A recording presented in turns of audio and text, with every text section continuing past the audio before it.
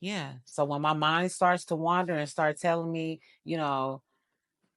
I'm crazy or I'm this or I'm that, no, we're gonna bring it back. Like it's like this one version of me on this side. Nana is my brother's daughter who lost her life last year. As a black therapist, right, I come into the space like, yeah, I get it, you can't quit. If there's nothing that I can say but I validate you, because I've been there and I know how it feels, and that shit sucks. That's deep. I need that. I'm glad you held space for me to share that. Welcome to another edition of Pain and the Purpose podcast. If I'm really reflecting back on when I got started with yoga and thinking about the different experiences that I was having at that time, um, that was right after the pandemic. I had just given birth to Ariel. A year prior to that, we had just buried Emmanuel. So I was still dealing with a lot of processing. I had, relocated to Stockton temporarily. So I was away from, my friends and family. I didn't know anybody in Stockton. So I was solely dependent on my children, my relationship at the time. And there was a lot of adjusting that had to take place. And it was hard because all of us were still grieving, right? I had just had a baby during a pandemic. I was dealing with postpartum depression. I did not feel like I was receiving the support that I needed from my partner. I was recovering from a major abdominal surgery, right? Okay. Like a C-section is how my daughter got here. That's major. I agree. Okay. So having to recover from that and then immediately while I'm recovering, having to take care of a newborn child and still having my eldest two that needed me and have a partner that needed me, right? Trying to keep our house in order. I mean, it was just so much. It was so much. And I was drained. I was tired. I was emotionally drained. I was physically drained. I was mentally drained. I was spiritually drained. I was fucking tired. Do you hear me? And that was just a small portion of it because not even to mention all of the stuff prior to Emmanuel being killed that I was having to process. So I'm talking about layers on top of layers, right? 3 decades, if not more, of shit. It was hard. And so I had to find something. Something needed to find me. I don't know what it was, divine intervention. I don't even know when I fucking started doing yoga. I just know I started it. I can't tell you the date. I can't tell you what was going on in my head at that moment. I just knew something had to give. I had a yoga mat. I laid that thing down on the floor in the living room.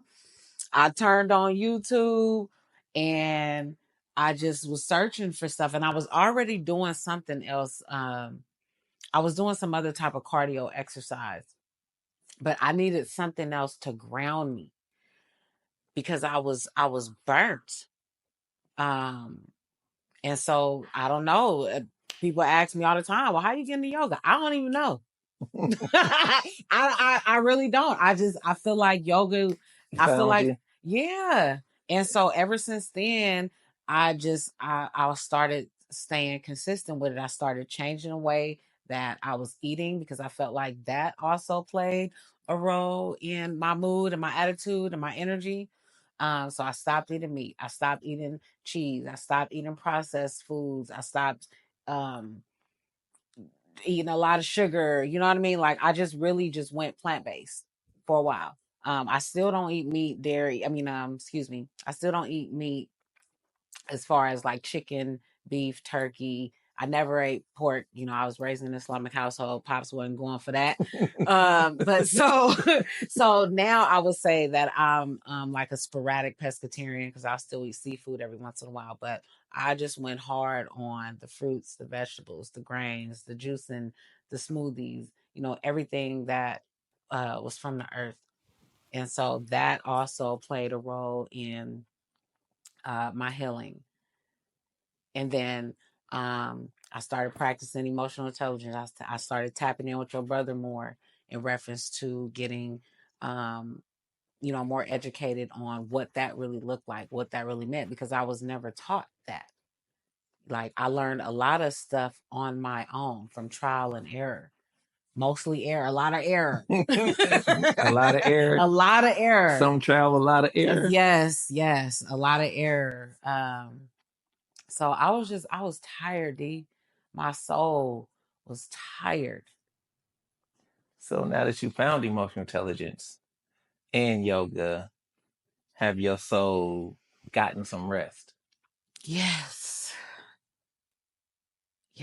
I can. That was a deep sigh. So let's talk about the after. You know what I mean? Like the benefits of you practicing yoga. You said since 2021, so it's going on 4 years of consistent practice of yoga. I already know the benefits of being flexible and all the stuff and getting your breathing down pat. Like give me some internal some internal benefits of practicing yoga. I would say the main benefit is coming home to yourself. Okay, that's a bar. Coming home to yourself, because we deal with so much stuff outside of our bodies, right? It gives me the opportunity to just sit with me. Nobody else. Yeah. And Nobody else. And you're pretty adamant about your me time early in the morning. Yes. Oh my God. I never understood the importance of that until I started diving deeper into mindfulness and meditation and yoga. Right. It's so important because we never know how our days are gonna unfold. Right. So I think it is extremely important for us to set the tone of our days in the mornings when we first rise. And for me, that's tea, that's meditation, that's grounding, that's yoga, that's going for a walk, whatever it is, you know, grounding, taking my shoes off and walking on some dirt or some grass, you know, just coming back home to ourselves is very important because we get pulled in so many different directions throughout the day. So you use yoga early in the morning to set the tone for your day. Yes, and at night before I go to sleep. All right. I did yoga with you for a small period of time. Yes, you did. Not really doing the happy baby pose, but you can do the one leg. Yeah, I do the one leg, do the half a happy baby. You not a half. So for anybody that's curious about the happy baby and what a 6'1" guy looks like, you'll Google it and you'll see why I don't do the happy baby. For the young mother, yes, that's going through some heavy times right now, give her something tangible that she can do. Like life is heavy for a lot of people right now. Life is lifing on so many levels, like you just explained. Yeah. And give her something to help her get through the day. Talk to her like you're talking to your little sister or your daughter, because you have to motivate your daughter. You have to get your daughter through some days. So talk to somebody. My daughters. Yeah, your daughters. Ariel, she don't count yet. But talk No, to.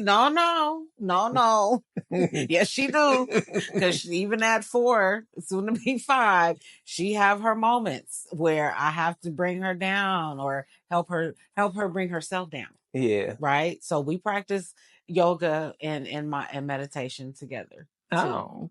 Oh So yeah. so Yes. okay. So that just opens it up wider. So now we're gonna talk to a mother, Mm-hmm. right? Okay. And then we're gonna give a mother with a young child something that they can, use on their child to help bring their child down.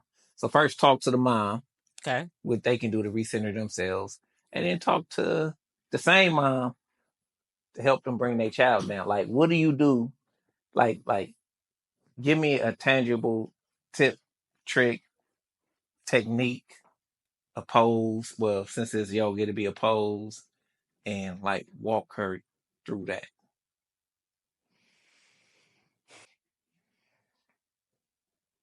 First of all, it is finding the space to center yourself.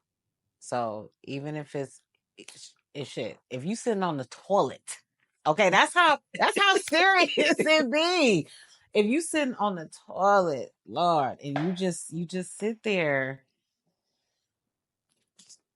close your eyes, flush the toilet first, okay? Well, whatever you had going on in the bathroom, we want to make sure the scent is cool.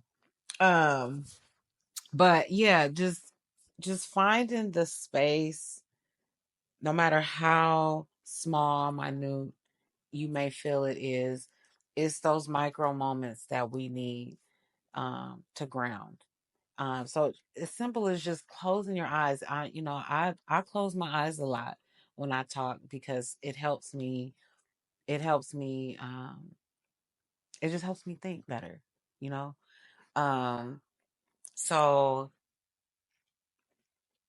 taking 5 minutes to just sit in silence, taking 5 minutes to just practice breathing deep breaths, because I know, a lot of times my anxiety tries to creep in.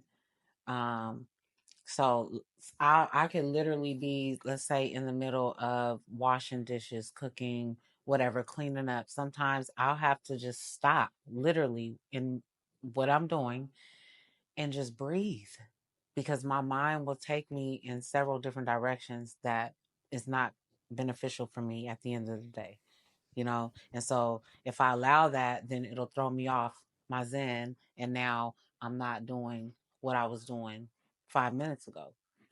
So, excuse me.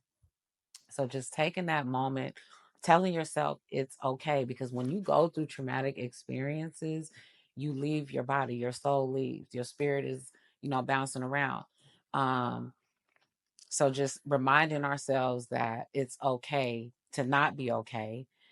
It's also okay to come back home to yourself, because this is a safe space, right?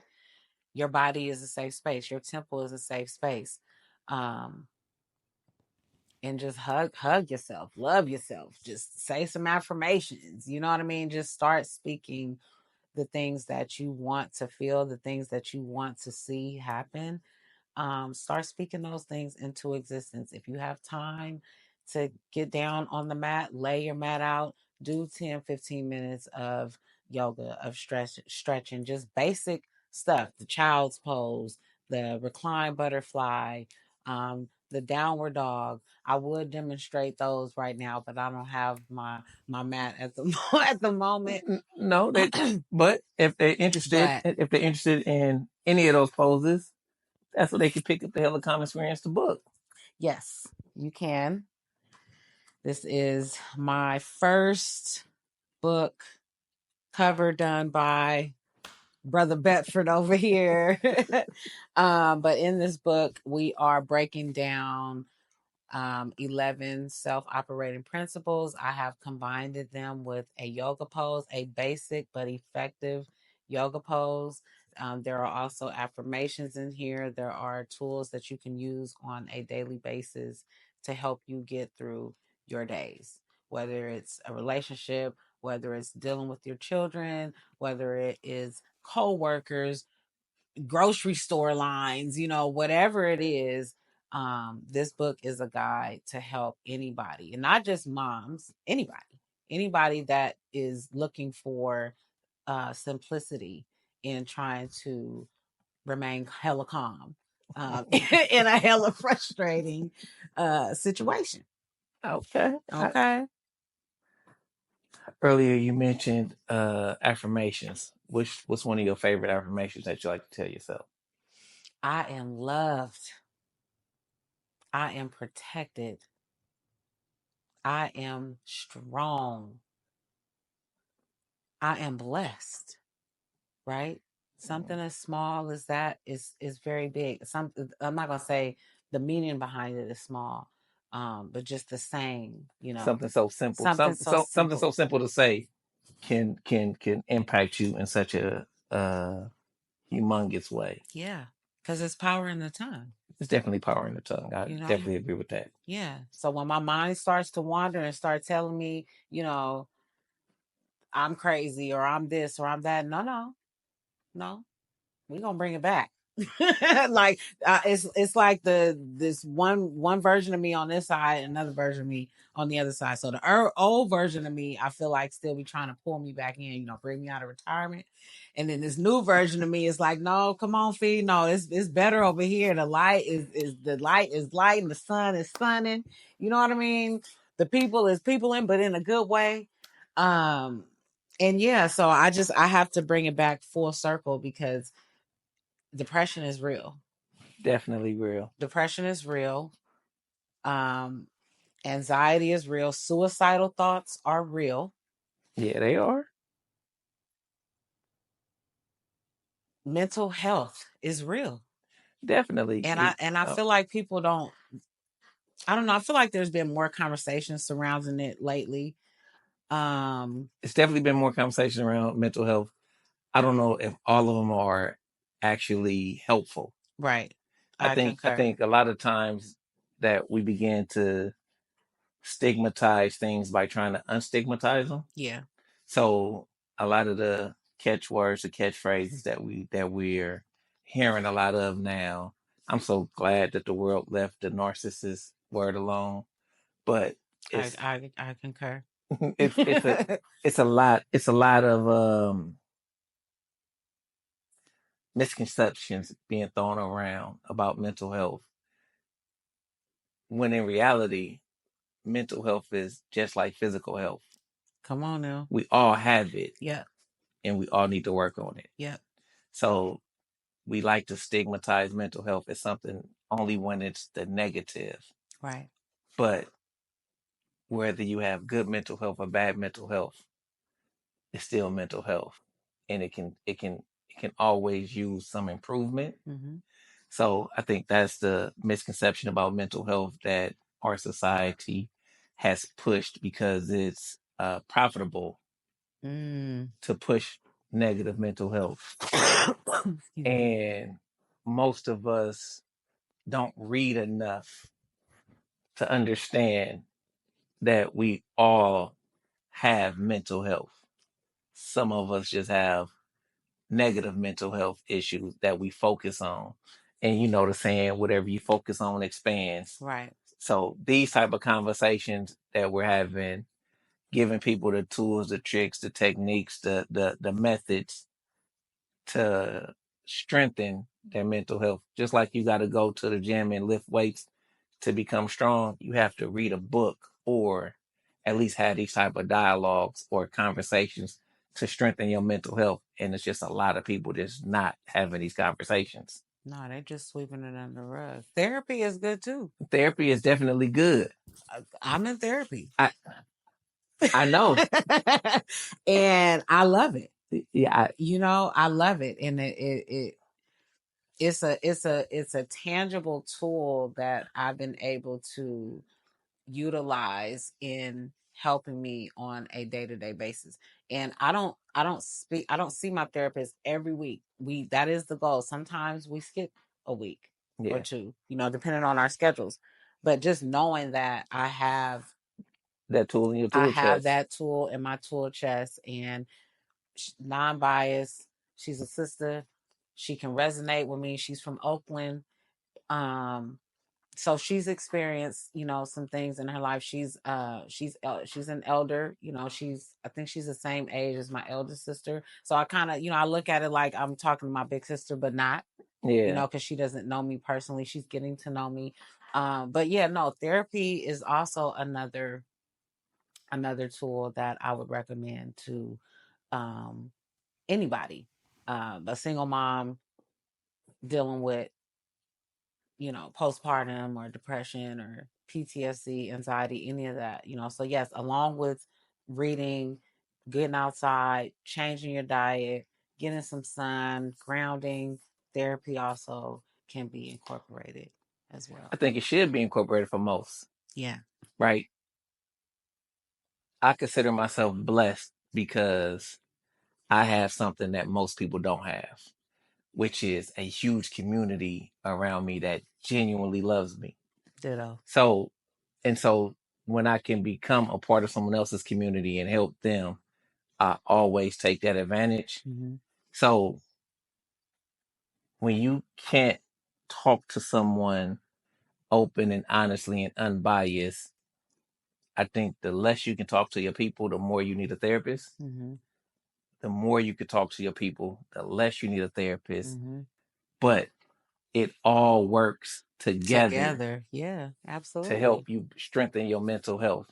And you always have to be intentional about the goal being to strengthen my mental health.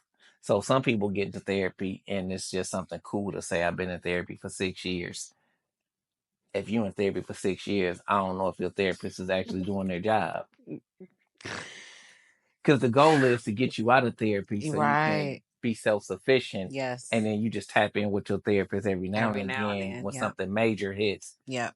The goal is to give each other the techniques and the tools and the information to be able to go back in their past, process some of the things that's holding them back, as well as use the lessons from the past to history repeats itself, It does. right? It can. And so in the case of Nana being stolen away from me, right? I lost my grandmother, I lost my stepmom, I lost my close cousin.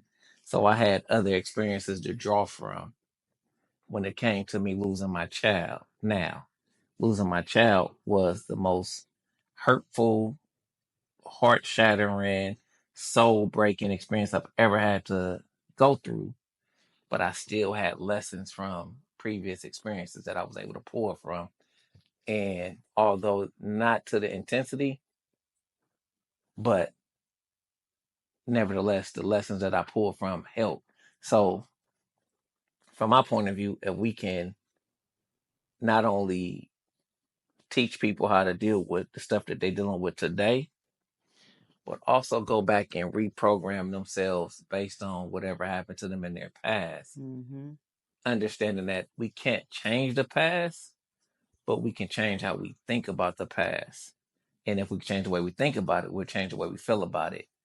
You know what I'm saying? And so Absolutely. it's that's always been a belief of mine, and it just it resonates more now because you got to really put it to use. Yeah. You can't just say it. You can't just say it. You You got to gotta really put you it to gotta you got to really really, put it to use. And yeah. so uh I think that this has been an amazing conversation. Once we got started, you know what I'm saying? It took us some time to get the Get comfort level warmed up. down or up to where you showed up on camera. But I think this is an amazing conversation as always. I concur. You know what I mean? So I didn't want to. I almost started crying a little bit, but I'm like, I remember what you said. Like, no, No tears on camera. Yeah, no tears on camera. No tears But on your camera. final thoughts. My final thoughts would be just to stay true to who you are, who you're becoming. That's what I'm doing. Like I have to Mhm. stay true to me, because I know that the version, like I'm becoming someone who I've never been before. Exactly. I've never been hella calm. Or let me say this: it'll take for my best friend to say this. She's like, "Fee, you always try to start off being calm, but then it just always goes from that 0 to 100 quick." So, but being able, I have better control over my emotions now. I understand what that even means, what that looks like, you know? So I would say to anybody that's out there on a healing journey or that's considering starting, stay true to who you are, meet yourself where you are, right? And just go from there. Because if that's really what you want, if that's what your soul desires, if that's what your spirit is yearning for, then you're going to keep on that path. You're not going to allow anything or any situation take you off. Now, if you get knocked off a little bit, that's fine. Just make sure that you get back on and don't allow a situation or a person to keep you down, like because we trying to elevate. We elevating over here. Most definitely. So, with that being said, I think we had an amazing conversation. I think so. I think at the end it started to get it got more organic. Yeah, and that was 26 minutes.